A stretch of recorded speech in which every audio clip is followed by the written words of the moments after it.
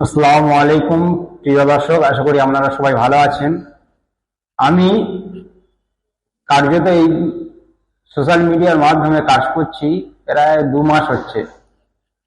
তো আমি কারখানাতে আমি বাইরের রাজ্যে কাজ করি। তো আমার এই পাশে যে ভাইটি রয়েছে, এই ভাইটি কিন্তু তৃণমূলের একজন কর্মী। তিনি তৃণমূলের জন্য মমতা ব্যানার্জির জন্য 2009 সাল থেকে নাকি মমতা ব্যানার্জি সাথ দিচ্ছে। আজকের আমি ভিডিও করছি দেখে তারপরে ভাইজানের বিষয় উনি গবেষণা করার পরে উনি বলছে, ভাইজান আমি আইএসএফ এ যোগ দিতে চাই। তাই বললাম যে আমি কোনো তো নেতা নয় কিংবা লিডারও নয়, আমি সাধারণ আপনার মতন একটা কর্মী। তো আপনি কর্মীদের পক্ষে কি বলতে চান এবং আপনি কি ভেবে যে আইএসএফ এ যোগ দিতে চান সেটা আমি ওনাকে জিজ্ঞেস করবো। ভাইজান, আপনি যে আইএসএফ এ যোগ দিবেন এর কারণটা কি? তৃণমূল সরকার তো বহুত প্রকল্প দিচ্ছে, প্রায় 63টা প্রকল্প। তার মধ্যে লক্ষ্মীর ভান্ডার, কৃষক বন্ধু, যাবতীয় জিনিস, কন্যাশ্রী, যুবশ্রী, যেটা সবসময় অ্যাড দেখায় তৃণমূল কংগ্রেস। তো এত সুন্দর একটা প্রকল্প মুসলমানের জন্য এত কাজ করেছেন, যেহেতু আপনি কি ভেবে যে আইএসএফ এ যোগ দেওয়ার পরিকল্পনা করছেন? তো আপনি যে কথা বললেন টিএমসি এত কিছু প্রকল্প দিচ্ছে, লক্ষ্মী ভান্ডার দিচ্ছে, স্বাস্থ্যসাথী কার্ড দিয়েছে, সবকিছু দিয়েছেন। তো আর স্বাস্থ্যসাথী কার্ড দিচ্ছে, লক্ষ্মী ভান্ডার, এত কিছু প্রকল্প থাকতেও তো নিজের রাজ্যকে ছেড়ে আজ বাইরের রাজ্যে আমরা কেন পড়ে আছি? রাজ্যে কাজ নেই, লক্ষ্মী ভান্ডার 1000 টাকা দিচ্ছে, 1000 টাকায় কার ঘর সংসার চলবে বলুন? 1000 টাকা কারো ঘর সংসার চলবে? চলবে না। আর জিনিসপত্রের দাম কি, চাল ডাল আলু কি দাম। হ্যাঁ, আচ্ছা, আরেকটা বিষয়, আপনি যে বলছেন আপনি যে বাইরের রাজ্যে পড়ে রয়েছেন, তো আপনাদের জন্য তো 5000 টাকা তো প্রকল্প করেছেন মমতা ব্যানার্জি, কি বলবেন? তো উনি তো আর্থিক সহযোগিতা হবে। ওই 5000 টাকায় যদি আমি মমতা ব্যানার্জিকে বলি আপনার 10,000 টাকা দিচ্ছি আমি, আপনি 1 মাস আপনার সংসার চলে দেখেন। আজ আপনার ভাইপোর ঘর কি, আপনি যে সিঁড়ি আছে এই সিঁড়িতে ওরকম শ্যাম সিঁড়ি আপনার ভাইপোর ঘরে। হ্যাঁ, আজ আপনার কি অবস্থা? মানুষকে মানুষ মনে করছেন না, পাবলিক যে যাকে গরিব বলে মারছেন। কি হচ্ছে? আজ 26,000 চাকরি, 25,000 চাকরি বাতিল হয়ে গেল, তারপরে কোনো নেই। আজ 25,000 স্কুল বন্ধ হয়ে গেছে, শিক্ষা ভালোভাবে দিচ্ছেন না মানুষকে।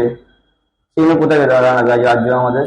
আচ্ছা, মমতা ব্যানার্জি কার্যত বলে আসছেন উনি মুসলমানদের মানে দূত হয়ে এসছেন, যে মুসলমানের পাশে সব সময় রয়েছে।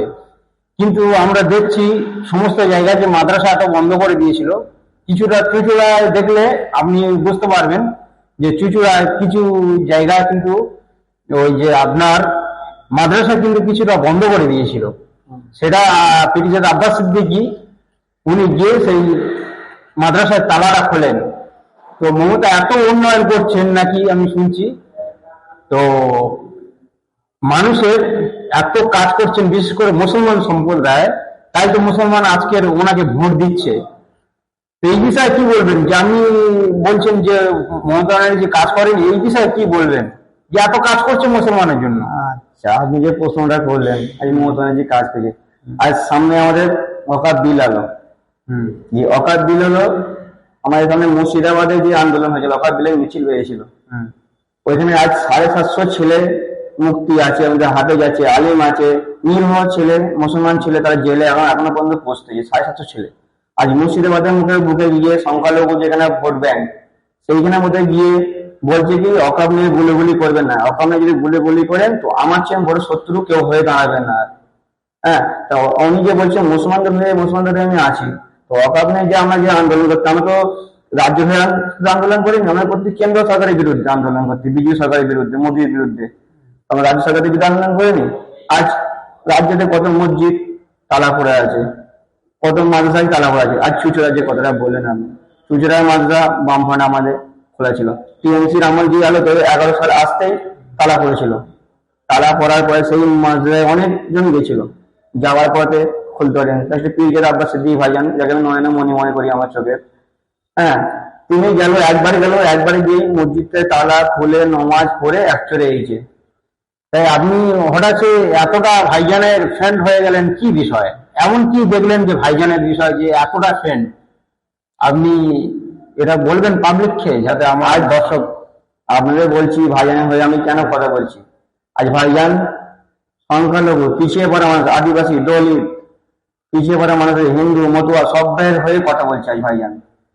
আজ ভাইজান কোনো জাতিকে নিয়ে, একটা জাতকে নিয়ে কথা বলে না, যত জাতের সব জাতকে নিয়ে কথা বলে ভাইজান। আর যত জাতি আছে সব ভাইজানকে ভালোবাসে আজ। কেন ওই যে ক্যানিং পূর্বে শওকত মোল্লা বলছেন উনি শুধু করে মুসলমান নিয়ে কথা বলছে, আপনি তো সব দেখছেন। আমি বলবো না যে আমি সত্যি আমি আইএসএফ করি, আমি একজন আইএসএফ এর কর্মী, তাই আমি বলবো আমার পাবলিক মনে করবে যে হয়তো নিজের গান গাইছে। কিন্তু আপনি বলুন, আপনি তো তৃণমূলে ছিলেন, তো শওকত মোল্লা যে বলছিল যে উনি নাকি সেরকম মুসলমানের জন্য দূত হয়ে এসেছেন, শুধু মুসলমানের কাজ করতে চাইছে। আজ ওনাকে ধর্ম নিয়ে বাড়ি করছে নওশাদ সিদ্দিকী, এটা কিন্তু বলছিল। তো আপনি তবুও, উনি এত বড় দেখে দিয়েছেন, তবু আপনি এই ভাইজানের পার্টি যোগ মারছেন, কি ব্যাপার? আজ উনি যে কথাটা বলছে, ভাইজান ধর্ম নিয়ে পার্টি করছে, একটা লোক বলে দিই ভাইজান ধর্ম নিয়ে পার্টি করছে। ভাইজান এতদিন এত স্টেজে গেছে, কোন স্টেজে কেউ বলতে পারবে এই ছোট ভাইজান নওশাদ সিদ্দিকী ভাইজান ধর্ম নিয়ে পার্টি করেছে? আজ মানুষের হয়ে কথা বলছে উনি সবসময়। ওনাকে বড়জন সার্টিফিকেট দিয়েই দিচ্ছে জাহান নামের কুকুর।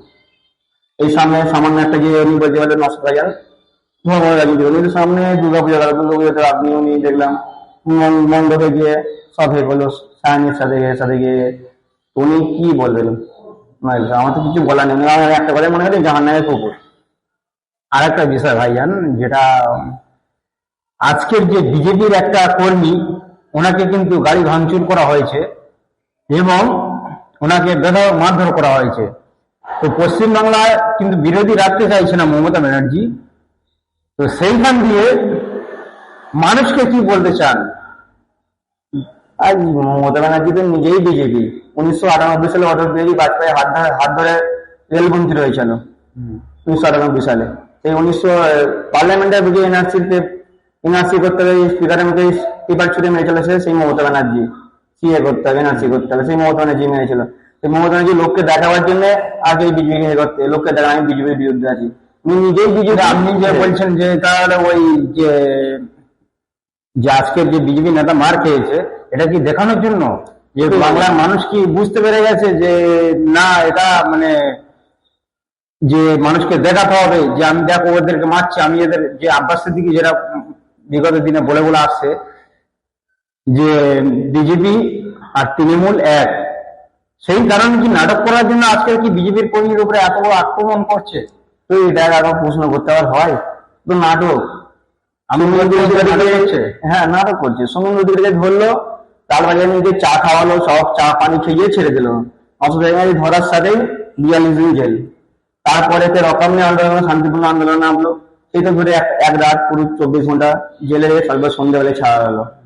তো বুঝতে পারছেন এটা নাটক চলছে সব। এটা যেই টিএমসি সেই টাকার রিপিট আর রিপিট, ওরা টিএমসি দিয়ে টাকার রিপিট আর রিপিট। তো আমার দর্শকের জন্য আপনি কি বলতে চান? দর্শকদের একটা কথাই বলতে চাই, এই টিএমসি পার্টি আর করুননি, এই 1 নম্বর চোর পার্টি। এর মধ্যে সবকিছু, চাকরি চোর, গাড়ি চোর, চুরি, সবকিছু চোর আছে, গরু চোর, পাচার সবই ওদের আছে, ওদের কিচ্ছু ওদের মধ্যে বাদ নেই, A to Z। ওই পার্টি ছেড়ে আর নওশাদ ভাইজানের সাথ দিন, আমার বাংলায় মাথা তুলে বাঁচার, শিক্ষা সবকিছু পাবেন, কাজ কর্ম সবকিছু A to Z ভাইজান ব্যবস্থা করে দেবে। ভাইজান তো আজও বন্ধু চেল্লাচ্ছে মানুষের জন্য, কাজ কাম দিতে হবে। আজ ভাইজান একটা বিরক্ত হন, ভাইজান বলছে তোমার একটা চাকরির জন্য 13,000 চাকরি মতো দিচ্ছে। ভাইজান 13,000 চাকরি তো হবে না, এখানে 50,000 চাকরি দিতে হবে আমাদেরকে। ভাইজান বলছে ডিএর ব্যবস্থা করতে হবে, সবকিছু ব্যবস্থা করতে হবে। আজ মমতা ব্যানার্জি আমি সব করেছি, এই করেছি, কি করেছি আমরা কিছু দেখতে পাচ্ছি না, খালি চোর দেখতে পাচ্ছি। আমাদের সামান্য আমাদের এলাকায় দেখতে পাচ্ছি, রাস্তায় কাজ আসতেছে, অর্ধেক টাকা খেয়ে নিচ্ছে, অর্ধেক টাকা কাজ হচ্ছে, কিচ্ছু কাজ দেখতে পাই না আমরা। আর বললেই কেস দেবো, এই দেবো। আরে কেসের আর ভয় করি না, যেহেতু নওশাদ ভাইজানের দলে ঢুকে গেছি, আর সেটা কেসের ভয় করি না আমরা।